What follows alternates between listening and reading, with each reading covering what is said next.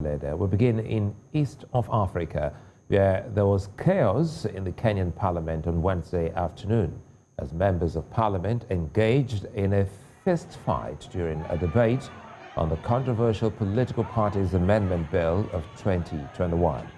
The lawmakers were voting on an amendment to Clause 6 of Kandara MP Alice Wahome when a fist fight broke out, disrupting the voting for almost 5 minutes before order was restored. The bill is seen as part of the strategy to turn Azimio La Umoja opposition chief Raila Odinga's 2022 machine into a coalition party.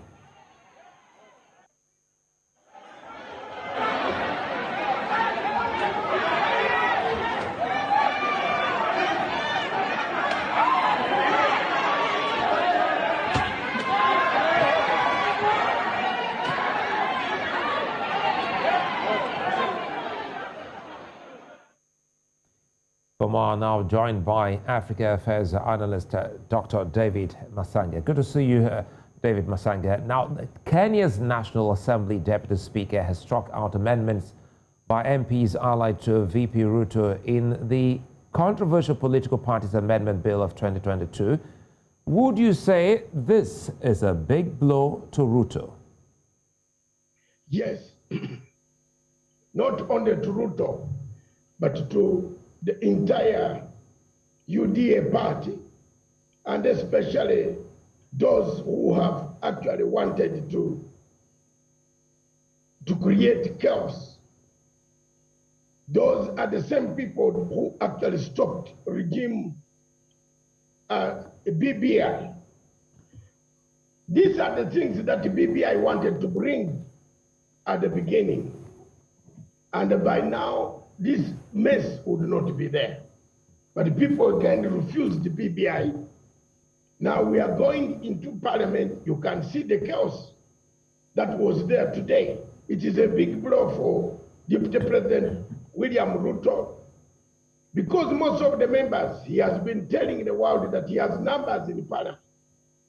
I want to tell you frankly that now, with the numbers of a united opposition, a united party of unity of purpose of Raila Amolo Odinga, they are raising numbers that could actually impeach Ruto for the misappropriation of funds, corruption, embezzlement, and other violent activities that you see happening on the floor. People have become dishonorable. They are not honorable at all. They are shown to the younger generation, the children watching daytime TV. How will you discipline your children if you have people doing the things that they have done today?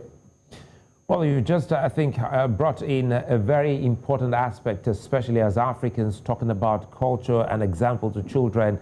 And this happened during daytime, yes. But again, quickly here, let us in on Odinga's Orange Democratic Party, the ODM, which has partnered with several parties to form the initiative and the bill fronted by Majority Leader Amos Kimunya. What's this partnership like for Kenyans? It is now a signal, a very clear signal that Raila Odinga and the other smaller parties will come together. They have shown you the unity in the Parliament. All the people who voted Musalia Mudavadi's MPs, Kalonzo Musyoka's MPs, people of Wetangula MPs, those are main parties. Gideon Moi MPs, they voted, they combined, combined the force.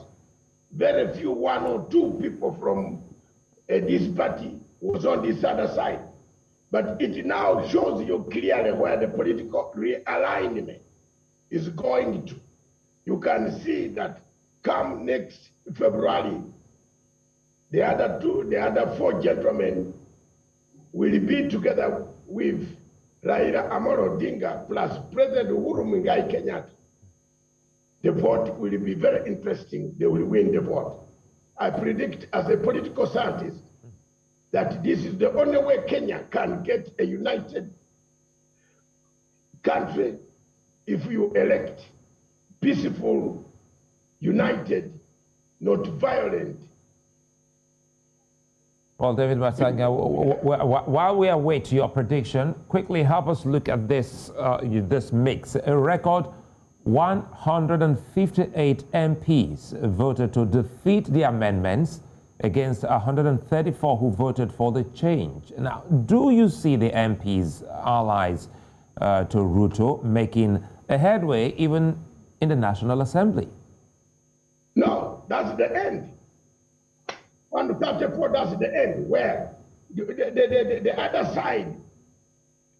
side, some MPs who are very loyal to Raila Amolo Odinga were not in the chambers. Raila Amolo Odinga and the government now needs only 65 MP to actually call Ruto to order to impeach him. Because I see a danger, and that is coming. It is going to come. Because people are fed up. If you are preaching violence, you are insulting people. You don't learn from 2007. You have never learned. Ruto has never learned from the mistakes that he made. That the type of violence, the Stockholm Syndrome violence, the violence where you threaten people, where you have made people, come down and kneel before you to say, is money. Politics of money in Africa is what has caused the troubles that you see elsewhere. In Ethiopia, in Libya, in so many other parts of Africa. Politics of money. These MPs fighting bottles like that is money. It's nothing. They have been paid. They have been told, we shall give you money for your campaign. So you go with bottles and hammer other people. There's no, you see, it brings me to a question. My brother, which I've been telling you, does Africa need elections? Do we need elections? If election is fighting like this, what about the real election? If we are fighting in the parliament, your representatives or people who were elected by people, what about the grassroots? What do you think is going to happen in the grassroots when it comes to a real campaign? Are we not preparing a bloodbath? Are we not preparing killings? This for me, and plus the body preparations, which I've told you all the time, about the body preparations that Kenya has made for these elections from the IEBC, the Electoral Independent Boundaries Commission. The body preparations, the roadmap is bumpy, murky, full of potholes of insanity. And the President Uhuru Kenyatta should listen to this. This election, going into election with hatred of that nature.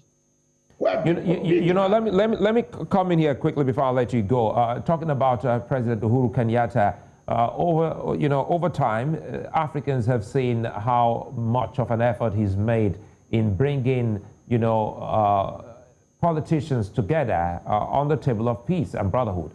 To what extent can you say that, olive branch he's always, stretched out to political rivals has helped in what we're seeing today in Kenya's parliament? Uhuru Kenyatta is my favorite. Uhuru Kenyatta is the best Africa can have. Uhuru Kenyatta is a Pan-African president, a man who likes peace, who wants to leave a country peaceful.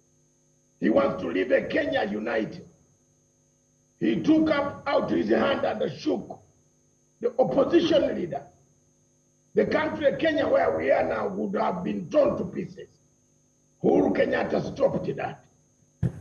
Raila Odinga and Uhuru Kenyatta.